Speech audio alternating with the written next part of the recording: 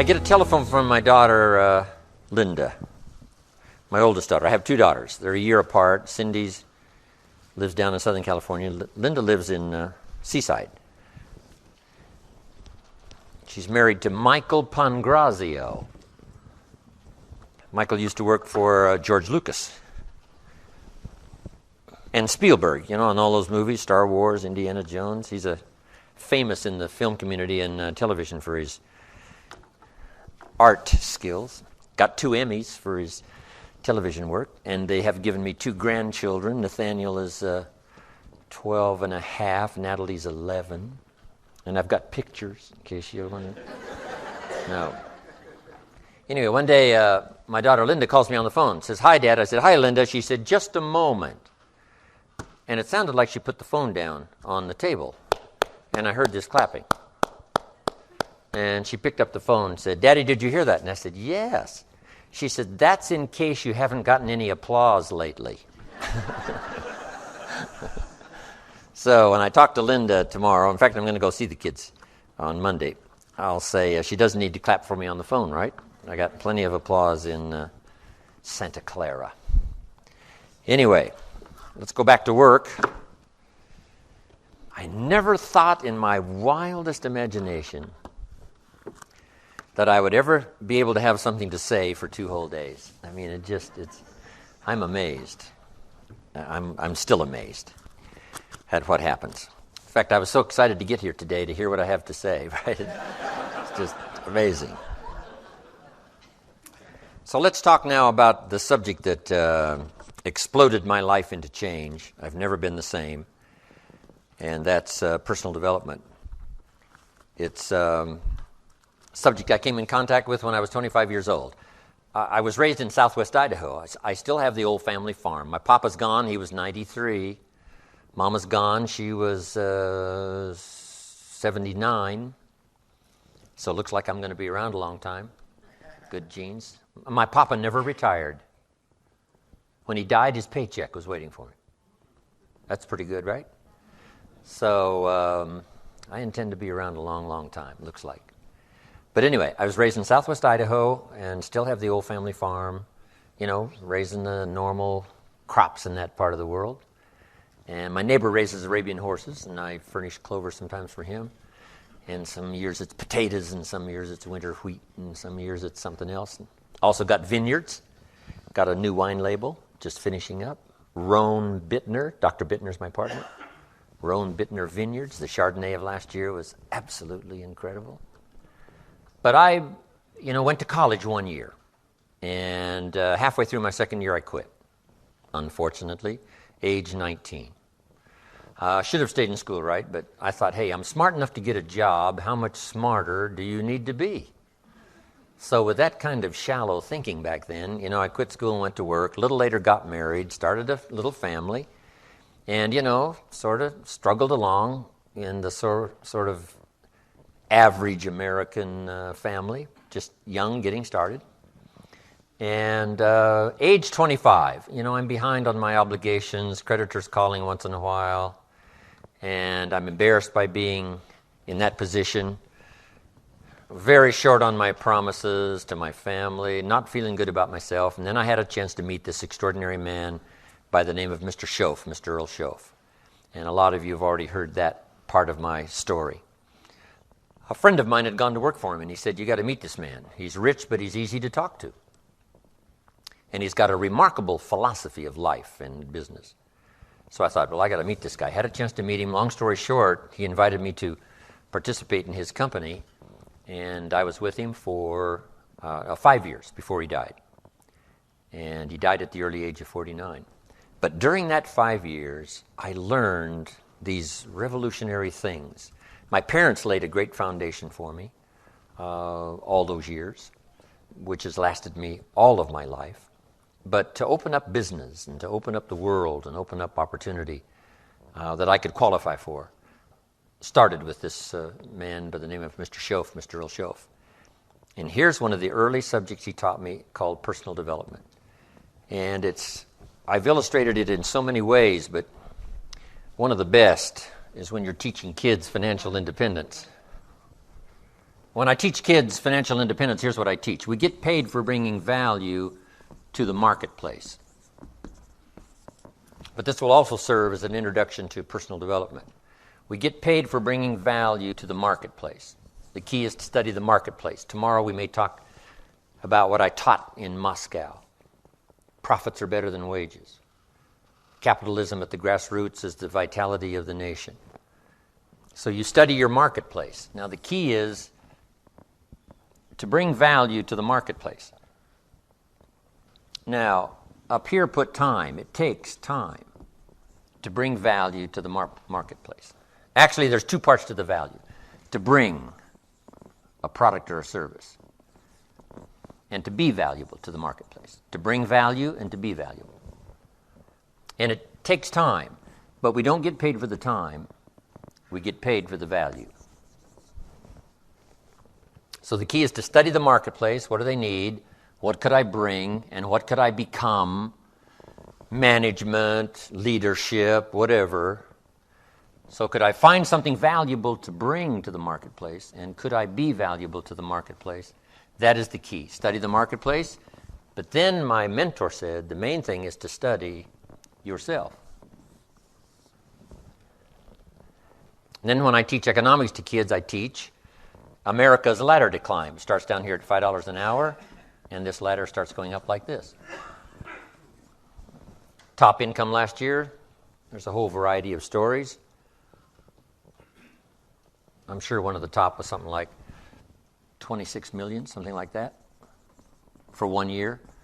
So we started at $5 an hour, and it would go up to 26 million. Now, here's what we call this, a heck of a ladder. Not much better way to describe it, right? That's a heck of a ladder. So, here's what everybody has the opportunity to climb the ladder. Now, first, all you need is what? A chance. That's all everybody needs is a chance and a start, and now education as to how to take advantage of your chance, how to get started, and use your education to move up this ladder, speaking financially. Now, there's a lot of ways to grow, but speaking financially, this is the deal. So let's say you start at $5 an hour. And really, who cares where you start as long as they let you on the ladder. So you start at $5 an hour. Now the first key is, how do you increase the $5? And there's several philosophies to increasing the $5. Here's number one. Wait for them to raise the minimum wage. Right? Wouldn't that be one philosophy? Now, the last time it took how many years, right?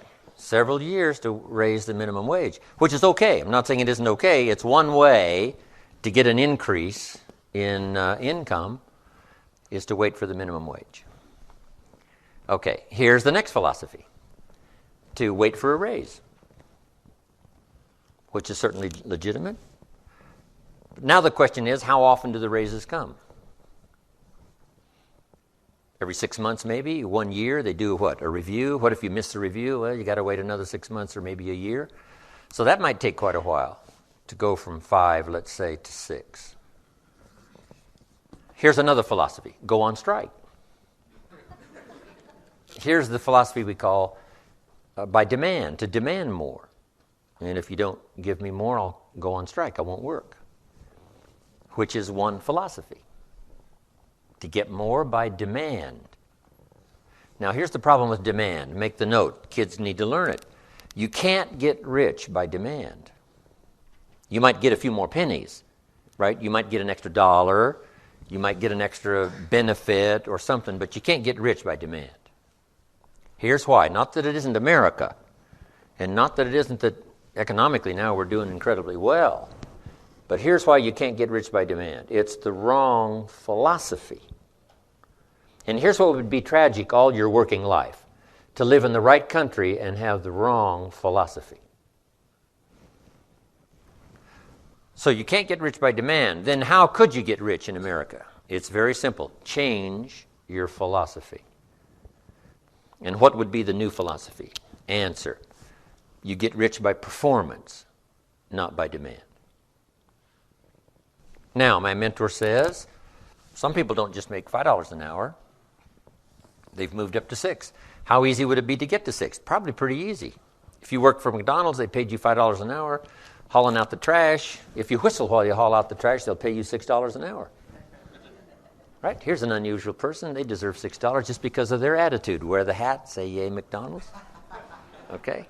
So for that, you get an extra, what? $1 an hour, because the company recognizes, hey, looks like this is going to be an oncoming person.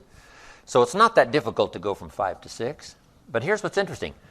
Some earn $50 an hour, 10 times as much. How could you multiply your income by 10?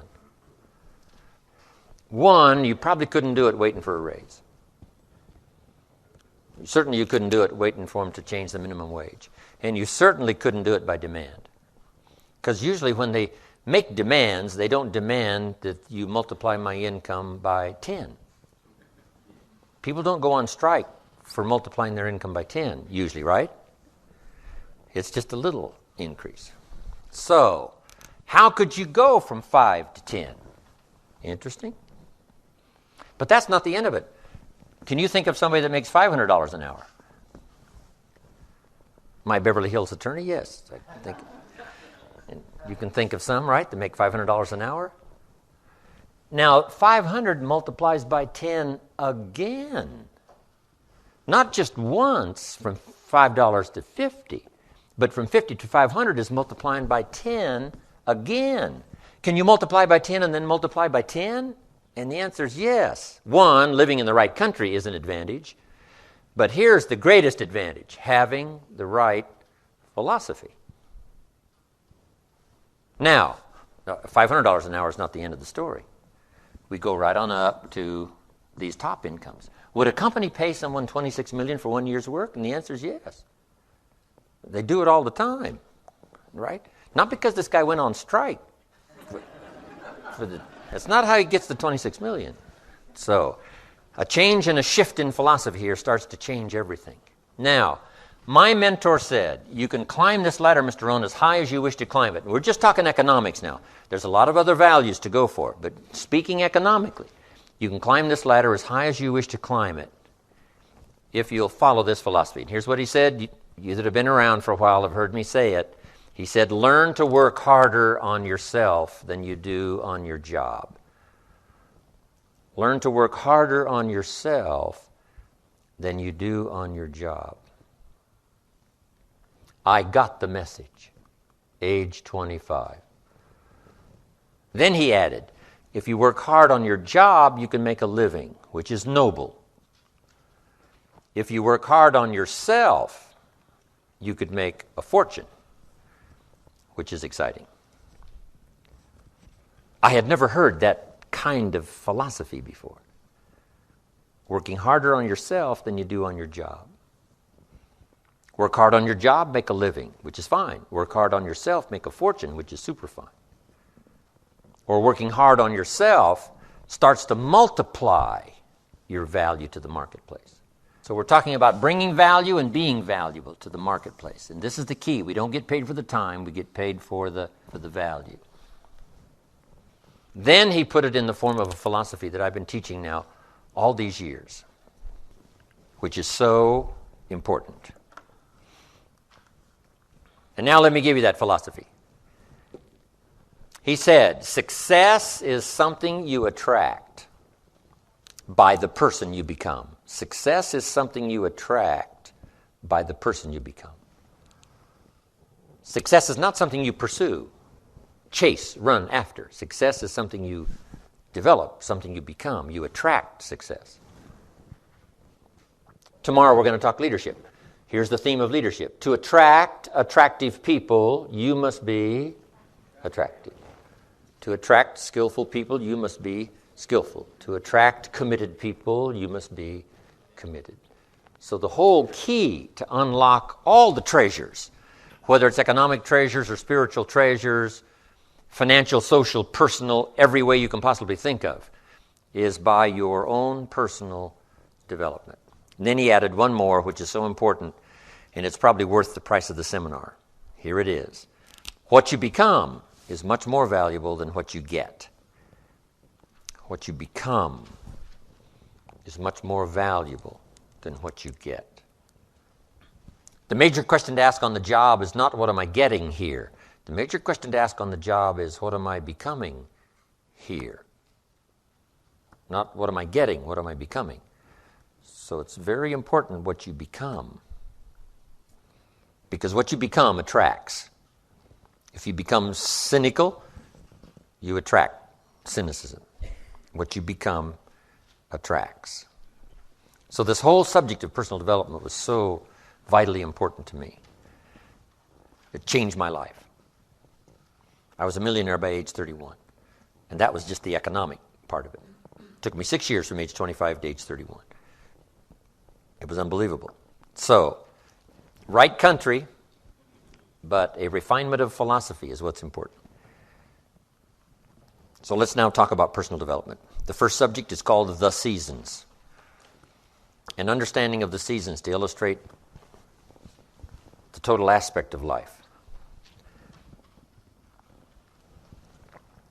One of the best ways to illustrate for your children or for anyone life situations is to use the illustration of the seasons. So let's go through it. Here they are, the seasons. Number 1, you cannot change the seasons until you get your own planet.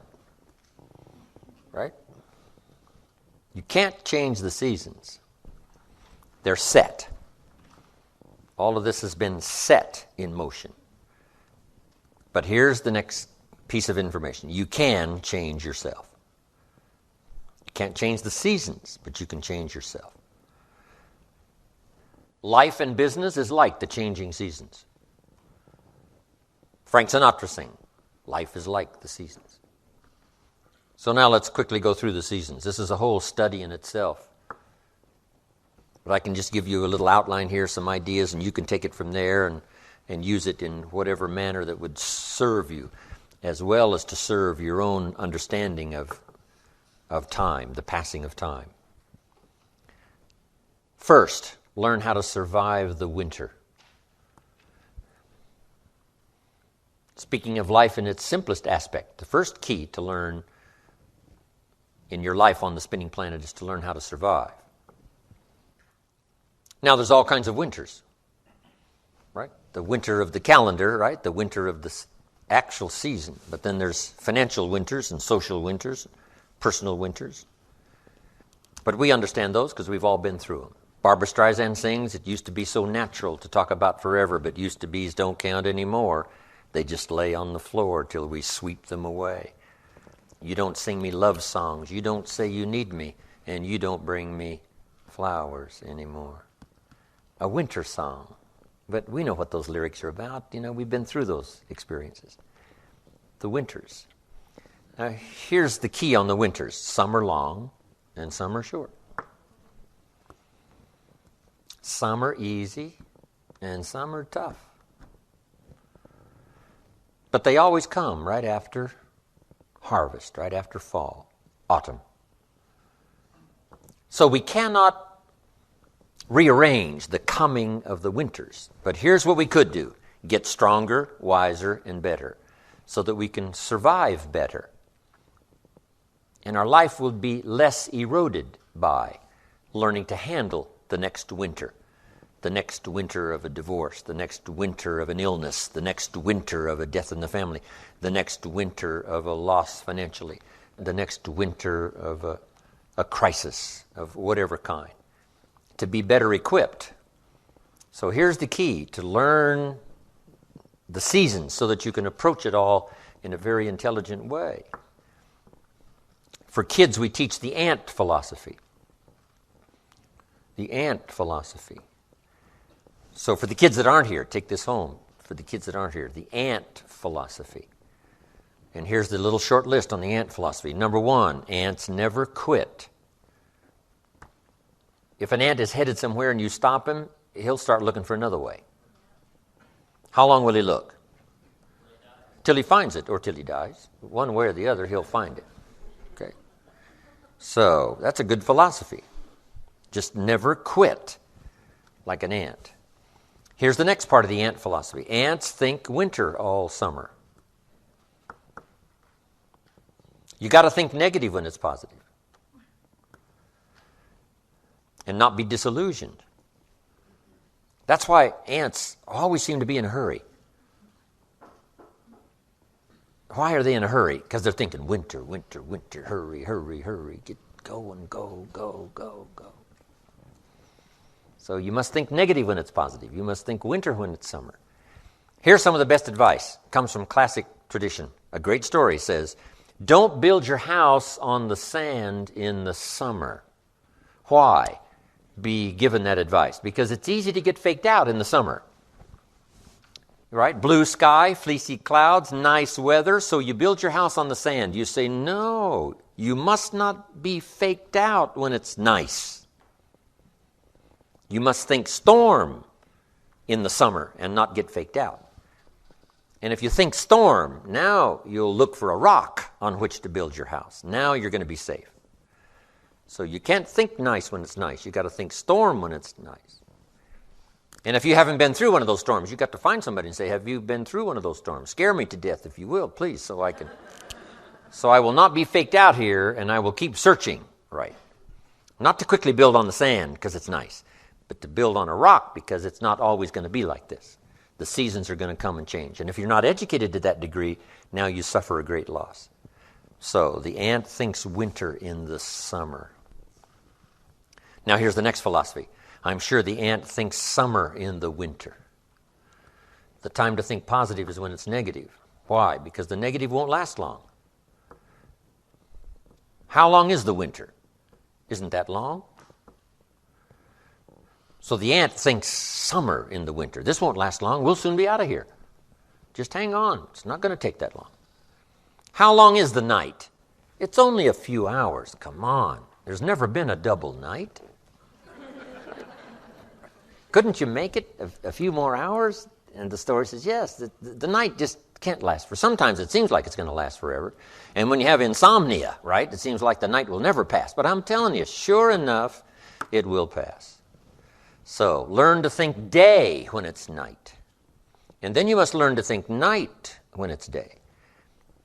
An old prophet said, work while it's day, work while it's day, because the night's coming. Right? This was before Thomas Edison and the light.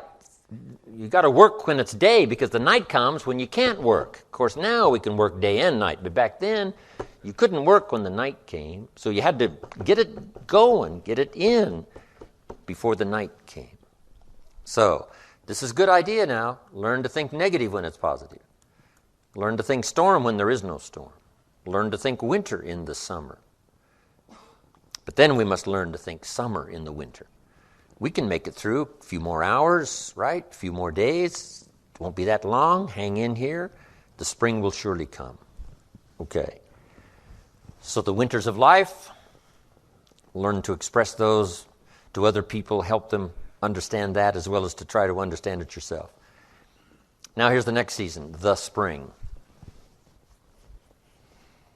Spring is called opportunity. Not a guarantee. It's guaranteed the spring will come, but it's not a guarantee of a harvest. Here's the key. You must do something with the spring. Take advantage of the spring. Read every book you can get your hands on what to do with the springs of your life. Take advantage of the day, because the day follows the night. It's an opportunity now to turn things around. It's an opportunity to have a better one than the last one. It's an opportunity for a new beginning, a new spring, a new day, a new beginning. In business, we learn to create an artificial spring. Because in an industrialized society, right, it seems like, the seasons just don't mean that much. When you're a farmer out there, they mean everything. But when you're not, working on the line, whatever. So sometimes you got to create an artificial spring. We're going to take the next 90 days and we're really going to pour it on. Like if you're in sales, the next 90 days I'm going to make every contact possible. You just create an artificial spring. Next 30 days, next 90 days. Right? Bargain with your family. Say, look, I know we were going to do some things the next 90 days, but if you'll postpone those for me, I'll really pay back because I want to use this now as a springtime to go for it, go for it, go for it. So spring is the chance to take advantage of another opportunity. The day follows the night. It is a promise. But you must take advantage, do something with it. Now, here's what you must do in the spring. It's a very short season usually. You must hurry. You wouldn't ask a farmer to go bowling in the spring. He hasn't got time. Why? The season is too short. The planting season is too short. You've got to get it done fairly quickly. And life at its longest is short. The Beatles wrote, life is very short. Which is true. My father lived to be 93, but it seemed to be very short. It didn't seem that long. So life is short. For John Lennon, it was extra short. For Michael Landon, life was extra short. For my mentor, died at age 49, that's extra short. But life at the longest is short. So you must learn to appreciate opportunity and take advantage of it while it's day, while it's time. Now, we call spring a window of opportunity. If you have a chance to talk to someone, the window's open. It may not stay open very long, so take advantage. Don't hesitate. Meet a new friend. Talk to somebody while the window's open. Now, here's the season for everybody to understand because it is so applicable to our life, and that's the season of summer. Two things we must do in the summer: nourish our values and protect. Nourish like a mother, protect like a father. The twin challenges in the summertime help to illustrate life, that we are confronted with both good and evil. Is that the way it should be? You've got to ask somebody a little higher up than me. We could get into probably a pretty great debate. Would there be good without evil? Here's the best answer I've got. In our finite position at the moment, here's the best answer. It doesn't seem like it. It seems like it takes the contrast to make a scenario, to make an adventure. Now remember, we didn't set it up, so. But here's what seems to be the setup.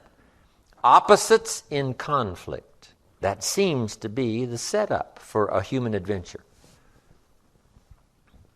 One contesting against the other, vying for the territory. Would there be light without darkness? We probably wouldn't call it light. What gives us the value of one is the contrast of the other. But darkness is always trying to move in and take all the territory. But if you turn on the light, its energy starts to repel darkness. Darkness begins to move away. And the brighter the light, the further away the darkness must move. If you walk into a dark room and turn on the light, the darkness is what? Gone. But here's the point to remember, not very far. The darkness seems to be, yes, it's gone, but it's waiting for its chance. That if light loses its energy, darkness has a chance now to move back in. Here's one of the better realistic illustrations, and that's health and illness at odds in your body. Illness trying its best to drive health into a small corner and occupy the territory. And health trying what? To push illness into a small corner. There's this contest going on. Who's going to occupy the territory? If one stays strong, the other's diminished. If the other gains in power, then the other is diminished. Key. So what you must learn to do is cooperate with the positive side of everything in your body and your life. Sometimes we sabotage our own best interest. The body needs a banana, you send it a Coca-Cola. And the body says, what is the deal here? I'm health trying to drive illness into a small corner. I ordered a banana, you send me a Coca-Cola. So the body could rightfully say what? Whose side are you on? Give us a break here. We need every tool we can get to keep illness at bay. Because if we get weak, I'm telling you, it moves in, takes the territory. So we're in the middle of this contest, and here's what it's called, opposites in conflict. Here's one of the bigger conflicts, liberty and tyranny. Liberty is the absence of tyranny. But even though tyranny is conquered, it's not very far away. The same goes on in your bloodstream. Red corpuscles to nourish like a mother and give life. White corpuscles to fight and kill like a father. White corpuscles say, just show me some infection, I'll kill it. If I don't kill it, what? It killed you. Somebody's going to get killed in this contest, right? Good, evil, liberty, tyranny, right? Health, illness, winning and losing, right? There's the struggle going on. But here's the key. It's the only way, it seems, it's the only way to create a human adventure. There doesn't seem to be any other way currently. Now, some speak of a new heaven and a new earth, and maybe the whole arrangement will be different. Could very well be, but in this current experience, it seems like to create an adventure, to create a unique human scenario, we need opposites in conflict. And that's the deal. Thank God for white corpuscles that think negative all day. Tyranny and liberty. Saddam Hussein takes over Kuwait. What should we do? Somebody says, well, Kuwait, what do we care? Well, what if next he wants Saudi Arabia? You say, well, it's a pile of sand, what do we care? Well, what if next he wants Israel? You say, well, little Israel, what do we care? Well, what if next he wants the rest of the Mediterranean? You say, well, yes, I guess we've got to draw a line somewhere. Yes, somewhere. You've always got to draw a line somewhere and tell illness, hey, you can't have any more. You've got to throw up the barriers, draw a line in the sand. Our President George Bush was right to draw a line in the sand, put together the coalition, and put together 500,000 troops and go kick Saddam Hussein out of Kuwait. History demanded it. Hired Chief White Corpuscle General Schwarzkopf.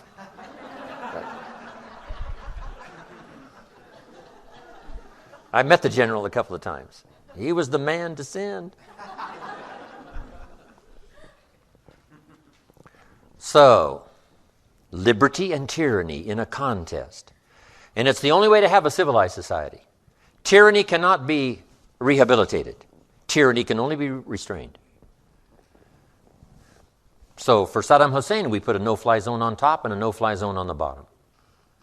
Right, to contain so that liberty would have a chance. The citizens of the world would have a chance, that the world would have a better chance. And we've got to fight these skirmishes. We've been fighting them forever. We've got to fight them forever. Whether they're inside your own body or whether they're in politics, no matter where they are. We must play this game. We must fight this game. But here's what it creates, a great adventure. Let me give you the ultimate now. Could you win if you couldn't lose? And the answer is no, it doesn't seem like it. You couldn't call it winning. You can't win if you couldn't lose. So that's the deal now. Negative, positive. Would there be negative, positive without negative? No, it doesn't seem like it. It seems like this is the current setup, for the foreseeable future. It looks like it's been that way as long as we can remember and as long as the history tells us. So here's what you want to do if you want the adventure. You must learn to play this game, to work with all the positive forces to defeat the negative forces as early and as soon and as much as possible. To contain the ravages of disease that want to take you early. You got to fight back. You can't just leave it. Somebody says, well, I got my fingers crossed. Not a good philosophy. You got to take your vitamins. You got to do the stuff. You got to do the deal.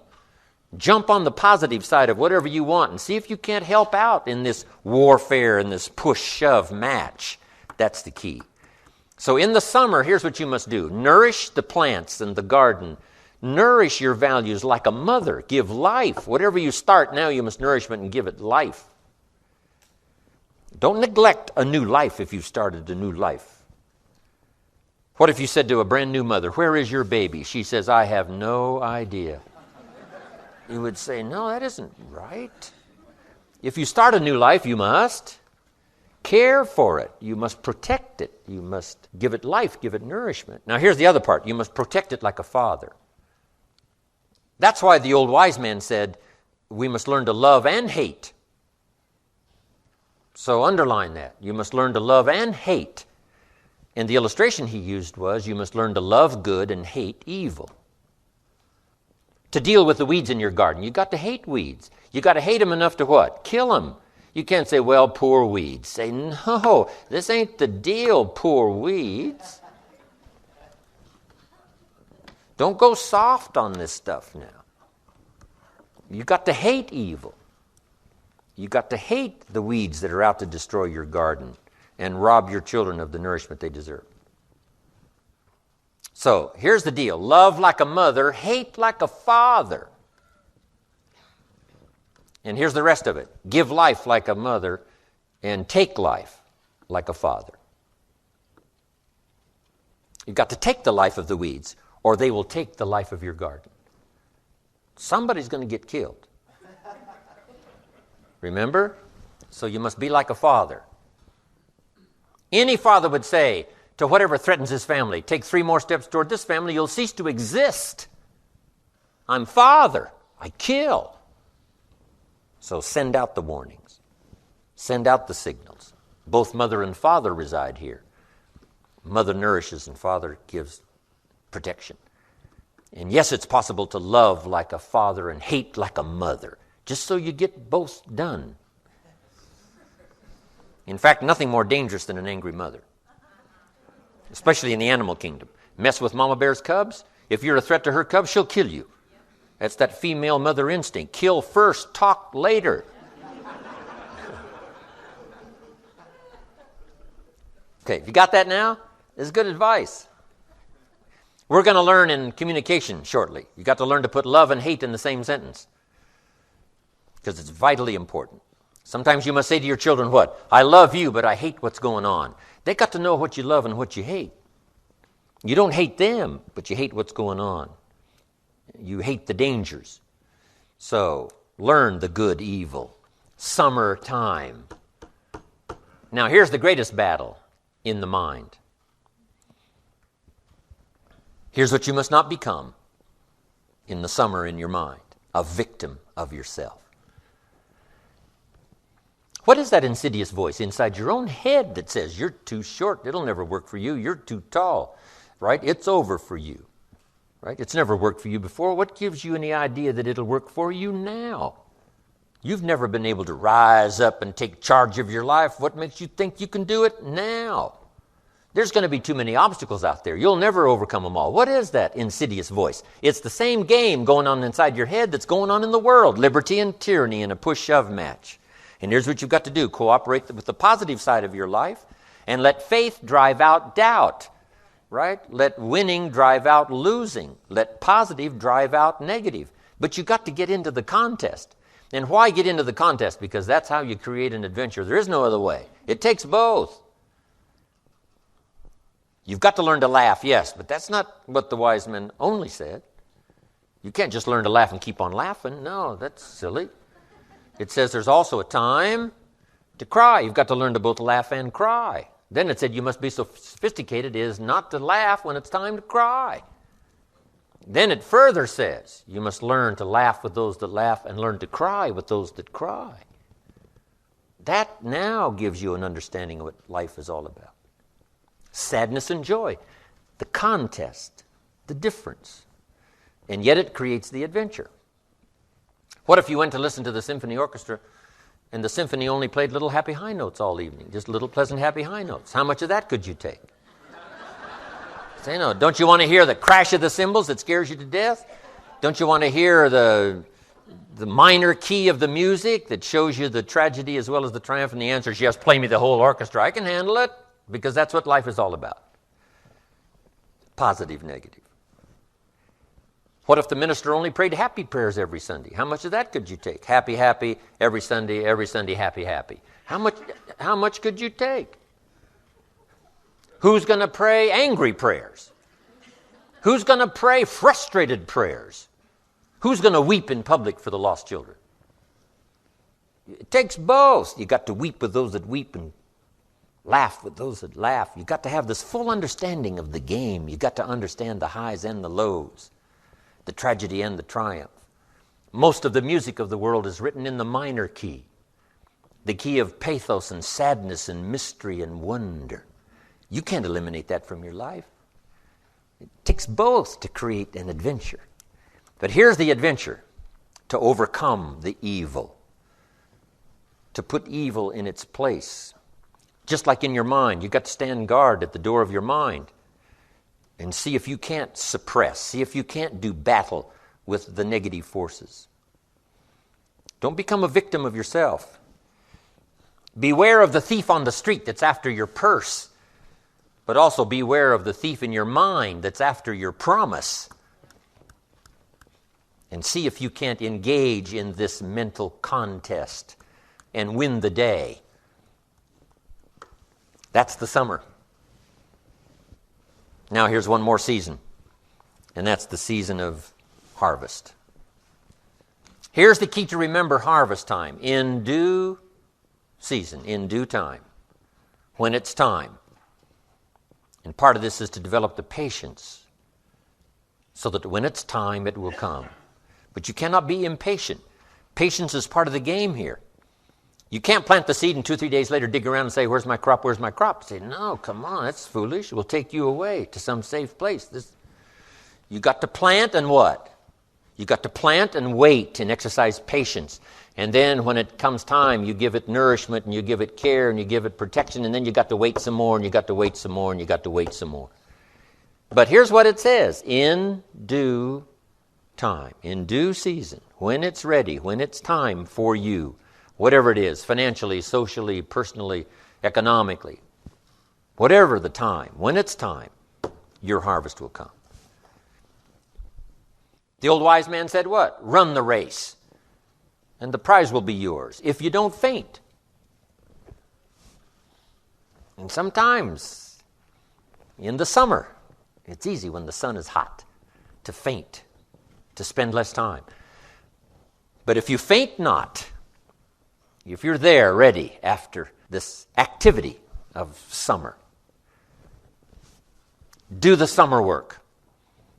Just make the little note. Do the work of summer. Nourishing, protecting. Whether it's family, whether it's business. The work of summer. Now, the harvest. Here's the key now to harvest, to wisely use the resources. When your harvest comes now, you can't blow it all. You can't spend it all. You can't live it all up. Remember the two parts to life. One, the full development of all your potential. Second, the wise use of all your resources.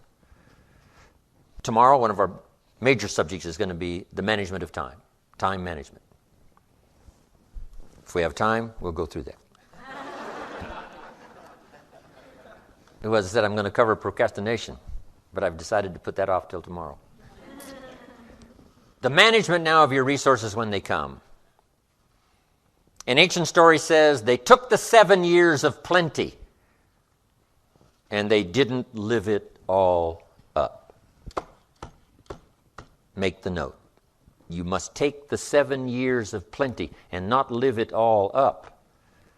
What did they do? They used the 7 years of plenty to get ready for the next 7 years of famine. The first 7 to prepare for the next 7. We'll talk more about that tomorrow under financial independence. So the subject of the seasons, so vital, so important. Such a great illustration to almost every life situation you can think of. It'll help your kids, it'll help your business, it'll help your management people, your sales people, everybody. This could be one of our best seasons in terms of the world. The turning of the century, everybody's thinking about the year 2000. A new century, a new millennium, a new beginning, a new chance, a new opportunity for world cooperation, national, international cooperation. What can we do to play our small part in the whole wide-ranging scheme of things? It's good that everybody's thinking about this. This could be a new time, a new chance, a new opportunity, right? Yes, we've blown it in the past, and we've messed it up in the past, but maybe, just maybe this time, there's enough technology and enough sanity and enough spirit and enough righteousness and enough rightness, enough stuff to make this, the opening years of the next century, some of the most promising years in the last 6,000. Wow. Now, make these quick notes and we're going to take a break. The 4 steps to success. These personal development subjects are just vitally important. The first step to success is good ideas. You must be a collector of good ideas. Here's where my mentor did me the greatest of service, and that was keeping a journal of good ideas. Here's what he said: don't trust your memory. What classic information. Don't trust your memory. If a good idea comes, jot it down. 1, so you can review it. 2, so that you capture it. It won't be lost. So all those years back then, I started keeping a journal. I got journals you wouldn't believe. Little cheap ones when I first started. Remember the Gregg shorthand?